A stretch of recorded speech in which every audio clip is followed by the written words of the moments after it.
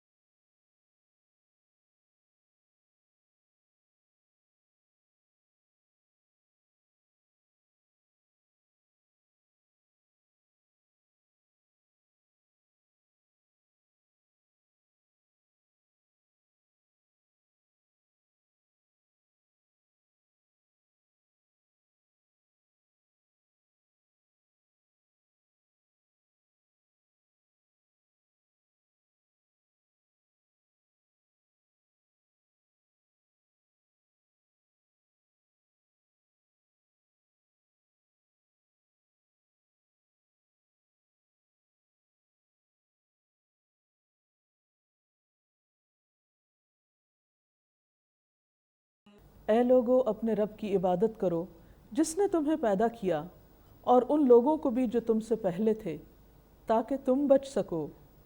وہ ذات جس نے تمہارے لیے زمین کو فرش اور آسمان کو چھت بنایا، اور آسمان سے پانی نازل کیا، اور اس پانی سے تمہارے لیے بطور رزق پھل پیدا کیے، پس تم اللہ کے ساتھ کسی کو شریک نہ ٹھہراؤ، حالانکہ تم جانتے ہو۔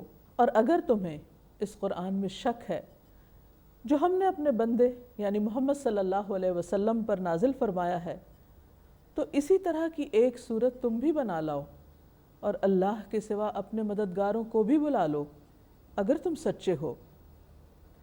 بس اگر تم نے ایسا نہ کیا، اور تم ہرگز کرو گے بھی نہیں، کر سکو گے بھی نہیں، تو بچو اس آگ سے جس کا ایندھن انسان اور پتھر ہیں، اور جو کافروں کے لیے تیار کی گئی ہے۔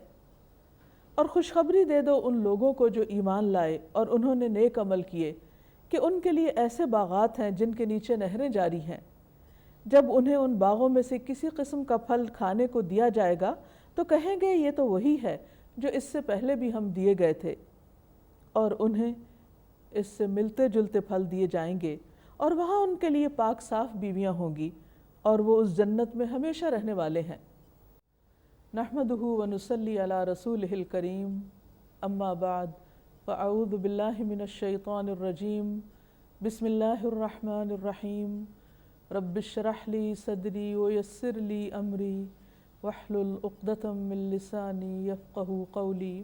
قرآن مجید کا پیغام صرف مسلمانوں کے لیے نہیں، یہ کتاب تمام انسانیت کے لیے ہے، سب کے لیے۔ اللہ سبحانہ وتعالیٰ فرماتے ہیں، یا ایہا الناس، اے لوگو، تم جو بھی ہو، مرد ہو یا عورت، کالے ہو یا گورے، عربی ہو یا اجمی، سب کے سب، اللہ کی جتنی بھی مخلوق ہے انسانوں میں سے، یہ پیغام ان سب کے لیے ہے۔ ان سب کو خطاب کر کے اللہ سبحانہ وتعالیٰ فرما رہے ہیں، یا ایہا الناس اعبدوا ربکم، اے لوگو اپنے رب کی عبادت کرو۔ کیوں رب کی عبادت؟ اس لیے کہ عبادت انسان کی ضرورت ہے۔ انسان اپنی ذات میں کمزور ہے، اسے اپنے لیے کسی سہارے کی ضرورت ہمیشہ رہتی ہے۔ انسان ہمیشہ یہ چاہتا ہے کہ وہ کسی سے شدید محبت کرے، کسی کے سامنے اپنے دل کا حال رکھے، کوئی ہو جو اس کی ساری ضروریات پوری کرے، کوئی ہو جس کے آگے وہ جھک جائے، کوئی ہو جس پر وہ خرچ کرے۔ یہ تمام چیزیں انسان کی فطرت کے اندر ہیں، لیکن انسان کے ان اعلیٰ ترین جذبات کا دراصل مستحق کون ہے؟ وہ جس نے انسان کو پیدا کیا۔ عبادت ان تمام چیزوں پر مشتمل ہے۔ اسی لیے قرآن مجید میں ایمان والوں کی صفت یہ بتائی گئی کہ والذین آمنوا اشد حبا للہ، وہ لوگ جو ایمان لائے اللہ کی محبت میں سب سے زیادہ شدید ہوتے ہیں۔ تو بہرحال فرمایا کہ اے لوگو اپنے رب کی عبادت کرو۔ کون ہے وہ رب؟ وہ الذی خلقکم، وہ جو تمہارا خالق ہے، وہ جس نے تم کو پیدا کیا ہے، اور صرف تم کو پیدا نہیں کیا بلکہ تم سے پہلے جتنے بھی انسان اس پلانٹ پہ آئے سب کو اسی نے بنایا، کوئی اور خالق نہیں ہے۔ والذین من قبلکم، اور ان لوگوں کو بھی اسی نے پیدا کیا جو تم سے پہلے گزرے۔ کیوں عبادت کرو؟ لعلکم تتقون، تاکہ تم بچ جاؤ ہر طرح کے نقصان سے۔ حقیقت یہ ہے کہ جب انسان کمزور چیزوں کو اپنے سارے احساسات اور اپنے جذبات کا مرکز بنا لیتا ہے یا ان کو اپنا سہارا سمجھتا ہے تو سارے سہارے ٹوٹنے والے ہیں۔ انسان انسانوں کی تمام تر توقعات پوری نہیں کر سکتے، لہٰذا انسان مایوسی کا شکار ہوتا ہے۔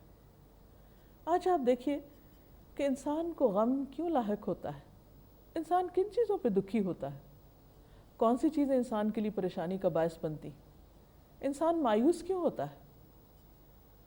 یہ تمام تر چیزیں، یہ تمام تر کیفیات اپنی انتہا کو پہنچ کر انسان کو کیوں پریشان رکھتی ہیں؟